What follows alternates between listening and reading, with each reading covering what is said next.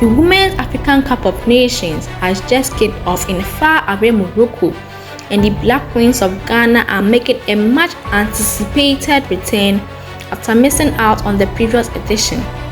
The last time Ghana participated in the tournament was back in 2018 when we hosted the competition.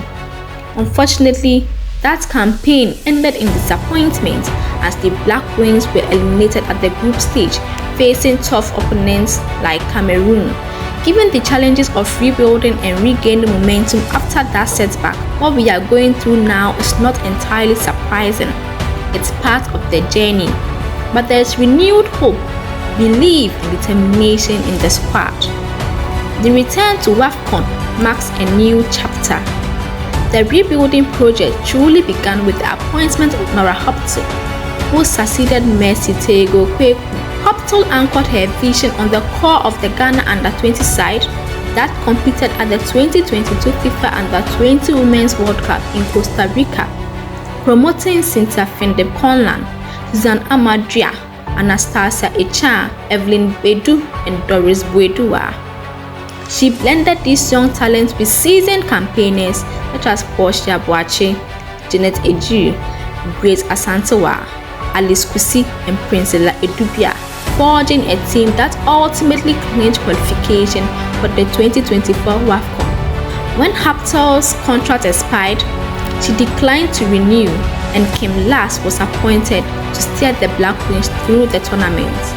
Since then, results have been mixed, prompting inevitable comparisons with his predecessor. As is often the case in Ghanaian football discourse, much like our politics, NPP versus NDC, or club rivalries, Otoko versus Hearts, debate can polarize quickly into absolutes, leaving little room for nuance. Yet the Queen's inconsistent form cannot be pinned on a single factor. Performances had already begun to dip late in Hoptel's tenure, due partly to her tactical choices, but even more to administrative missteps around the team. Remember how Ghana labored past Namibia in Accra during the decisive double-header, a narrow first leg win that masked deeper issues, followed by defeat in the return leg. Likewise, the Olympic qualifier against Zambia exposed Hoptel's tactical frailties. A spirited away leg draw was not enough to overturn a disappointing home loss. In the lead up to the Olympic qualifier against Zambia, the Black Queens were forced to threaten a boycott before finally receiving their overdue bonuses. Payments that only arrived after a nationwide outcry pressured the sports ministry to settle its debts. Travel logistics have been equally chaotic. When Ghana faced Namibia, the squad endured a roundabout route that saw them travel to South Africa and endure lengthy layovers. Namibia still reached the venue first, and that sluggish journey likely contributed to Ghana's defeat. The Black Queens seldom utilized FIFA international breaks, particularly in the months leading up to the expiration of Nora Hoptel's contract. This inactivity left them ranked last among their peers in terms of matches played.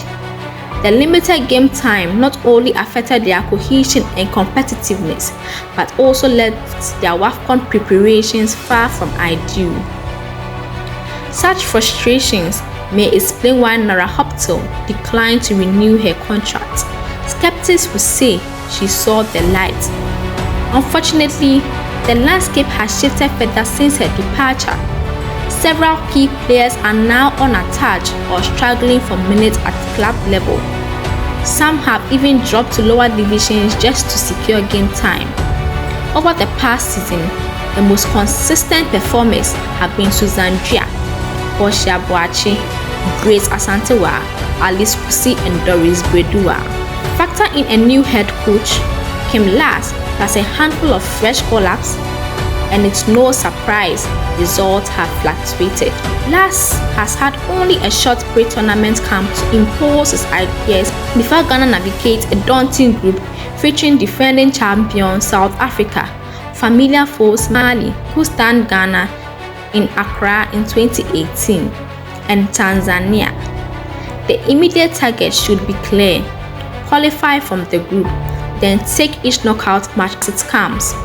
Experience is thin. Aside from Boakye, Asantewaa, Kusi and Sherifatu, few players remember their painful 2018 exit. Most of this squad will be debuting on Africa's grandest stage. They will need unreserved support, tempered expectations, and patience from fans. If we match honest appraisal with unwavering backing, this youthful side could turn its perceived weaknesses into trump card and surprise the continent, perhaps even claiming Ghana's first ever WAFCON title. The Black Queens may not be the powerhouse they once were, but that underdog status might just work in their favor. Heading into the WAFCON, perspective is essential.